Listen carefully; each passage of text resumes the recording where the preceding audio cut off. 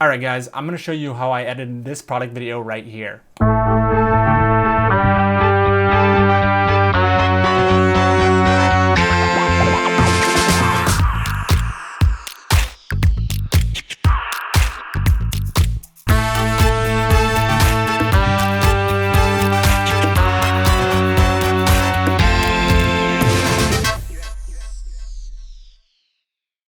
So I actually made this tutorial already and it didn't work out because it turned out to be an hour long trying to break down all the VFX and my whole editing process. So I've decided to turn this into 4 videos. That's right, 4 videos. The first one's gonna be how I edit a product video, and that's just gonna go through Premiere and my step-by-step process and how I do all that, the color grading, etc. The second one's gonna be popcorn exploding VFX breakdown.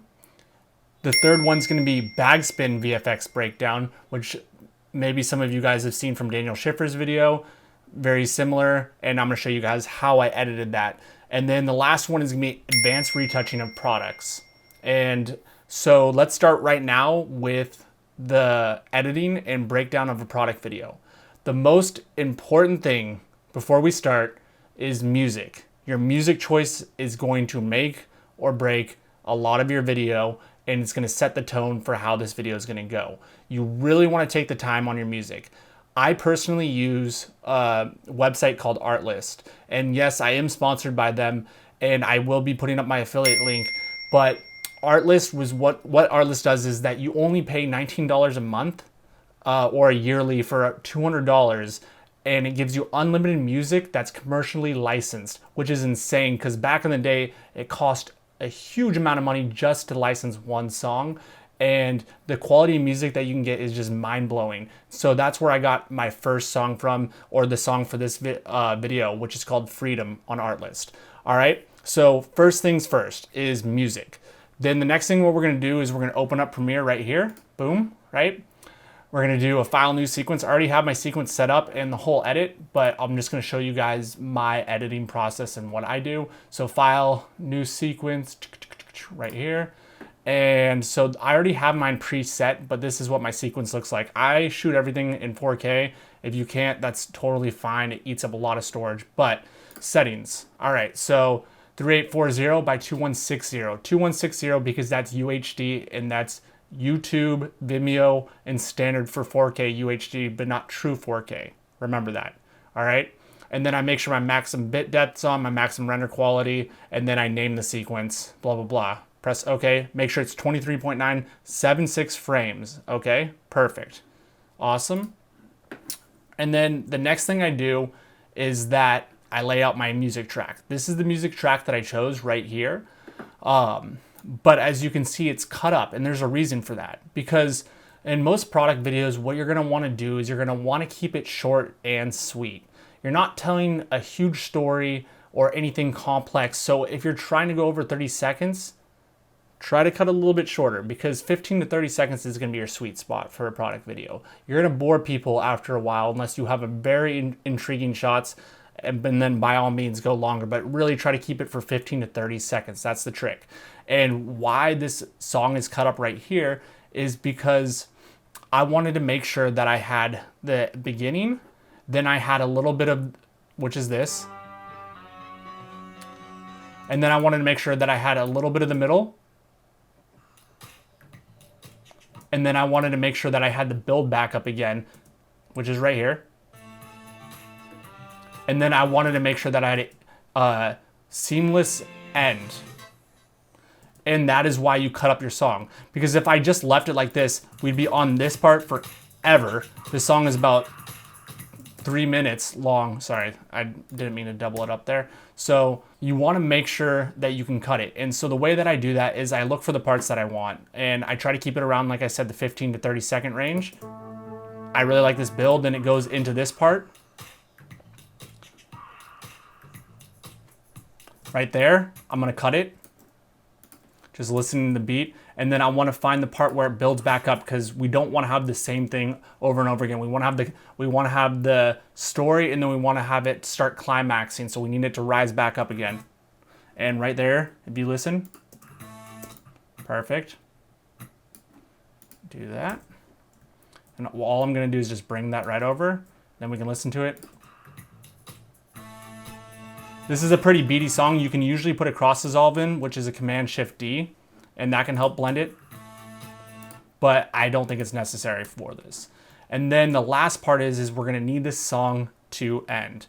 And instead of just going to the end of your song, like just imagine, or wherever you have it, because this is what I used to do, is I'm like, okay, here's the end of my song, Command-Shift-D, right? And let's just let it fade out. It doesn't usually work, and it doesn't have a resolution. It doesn't sound very good. That's a very amateur way to edit your music. So, and I used to do that all the time. So I'm not judging anybody that's doing it that way. So the next thing you want to do is find kind of where it's about to dip.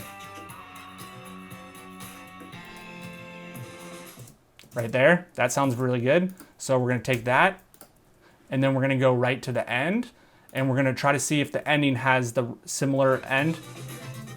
It doesn't really, but it does still have that fade out. So we're going to take that. All right, so we're going to take that, boom, Command X, bring it right on over, get rid of this because we don't need that, and let's blend this in right here. Perfect. Do you hear that? And that's how you can end a song. So that's a clean way, and that's really where I start with my music, right? And that is around 22 seconds. The next thing I want to do is I just really want to listen to music. You want to imagine the shots that you've shot. You kind of want to imagine and go what the music's painting. I know that sounds kind of abstract, but really feel the music. So what I did is I decided, if we're going to watch this, we're just going to go through it step by step. I wanted to kind of reveal the bag and the brand with the boom on the build. And then the next one, I wanted to reveal a different bag and the chica. And then as a play on words, instead of saying the pop and kind of just being abstract, I show popcorn as the pop. And then right before it's gonna hit, I want my first major shot, and that's the exploding bag. And you hear the chicka-pwah, right? So there's another time that happens, and that's why I'm gonna line up the next exploding bag with that. But as you can, now we're gonna go into the different changing, and this is where I thought it'd be a great part to show a lot of different similar shots of the different types of flavors that they have. And then right here, back to the bag, the chicka-pa right there. And then we go into different details of the bag and the whole grain, which is important. You wanna highlight the details of your product. And then I go, right when it changes up again, I go to my next special shot, which is the exploding popcorn. Right there. And then a few more details. The zoom in, pour, and then the most important shot is showing the full product reveal at the end. Boom. And then you put the logo in for a fade. And that's how I create it. So the first step is the music, and then I go through all my shots. I'm gonna lay all my shots out, all the raw files, and I'm gonna cull the ones that I like. But I'm only gonna do it from the inspiration of the music, because I don't do that until I know exactly what the feel of the music is, because the music is really gonna dictate a lot of the style that I'm going for and the style of the shots that I want, and maybe what's gonna work and not work. But it's really gonna be a puzzle piece, and you're just gonna have to, after you cull your pieces and try to put them on top of the music, be like, does that work here? Does that not work here? Where's the climaxes in this song? And where do I wanna put my most important shots? All right, remember that, that's very important. The next thing that we're gonna go into is we can go into a little bit of color grading and how I do that. So I'm shooting on the Ursa, Blackmagic Ursa, which is shooting raw at 4.6K. And so all my shots are gonna come out raw like this.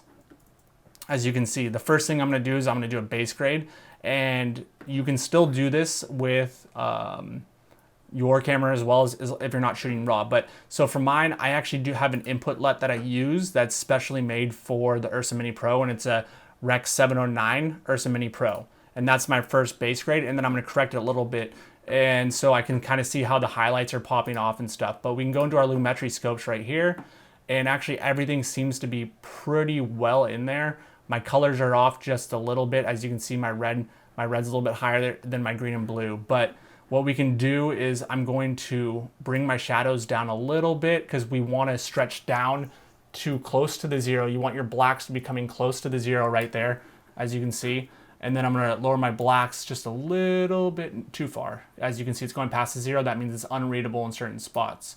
So perfect, right about there.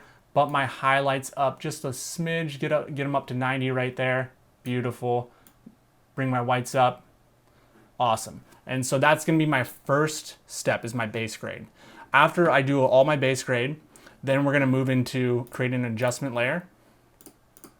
Just go to File, New, Adjustment Layer. Make sure you're selected on your footage bin area or your bin area, and do an adjustment layer. Perfect. And then we're just gonna place the adjustment layer right on top. Easy peasy. Click on the adjustment layer, then I'm gonna go into my creative. And I have all different types of LUTs that I use, but we can either go with LUTs or we can kind of do our own color by going into the color wheels and trying to make our own. I personally have a lot of specialized LUTs that I've used over the years, so I like to work with those. So I just kind of trigger through the different ones that I have until I find something that I like. This one's pretty solid. I like the 3 stripe. That's by Denver Riddle, and that's a little bit too strong for me, but so we're gonna tone it down the intensity, and boom. And that's really my color grading process. It doesn't have to be complicated. You can keep it very simple and easy. All right, so that's the color grading. That's how I color grade all my shots. I make sure that they stay in the scopes in the right areas. I want something that's bright and poppy and colorful, and that's what I have in these shots, all right? Then the last thing that I do is I just go through the song and I look for points where I think that there could be sound effects. The points where I thought I wanted to have it was at, let's mute this really fast. An explosion right here when the popcorn pops. Nice. And what I do is when I bring that in, I will either balance it out and make it a little bit lower or add a reverb, surround reverb effect to it. Here's my next one, another explosion. Then I have a little popcorn sound effect right here. Of popcorn popping, right? And I added, what I like to add in for that is studio reverb, and I usually use Great Hall or I use surround reverb, and I put somewhere not here. Those are the 2 audio effects that I like to use to blend in. And then I used a whoosh to a pouring sound. And those are all the sound effects that I use for it. Kept it nice and simple. Okay. So that is pretty much it for that. You make your in and out points and then press Command M, and then we're gonna take it into export, boom chicka pop, that's what we're gonna name it. There's 2 ways that I usually export this depending on what I want to use it for. H.264 is the standard for YouTube and the web, so that's a great one. Make sure your match source is high bit rate. And then we're just gonna go on down to render maximum depth. Make sure you select that. Use maximum render quality. Make sure you select that. VRB past 2, all right? And then depending on where it's gonna go, if it's gonna go on Instagram, I try to not bump it too much higher over 100 on my estimated file size. So I'll bring my target bit rate up, and as you can see, it's growing on your estimated file size. Right there, 117 is pretty solid. And at 41 is a pretty high number, especially, well, this is actually a pretty short video, but yeah, that's a pretty high number. That's great. And then if it's something for YouTube, I'd even bump it up a little bit higher and get around close to like 300. And then I'd bring up my maximum bit rate a little bit higher. If I'm gonna use it for something that I'm gonna replay onto a video, then I go into QuickTime right here. Perfect. And then I do, of course, Premiere crashes, you know, Premiere. Then I do Apple ProRes 422 high quality, and then use maximum render quality and export. And that's only if you want to do it for Vimeo or if you want to reuse that video, because it's going to be a lot higher quality, but it's also going to be a huge file size. I think it comes around to like 6 gigabytes just for 17 seconds. So that is my editing process. I hope you enjoyed it. I hope that breakdown was helpful. Please stay tuned for the next ones on the VFX breakdowns. There's 3 more videos in this series, and I hope you enjoy this. Please subscribe, comment, and like.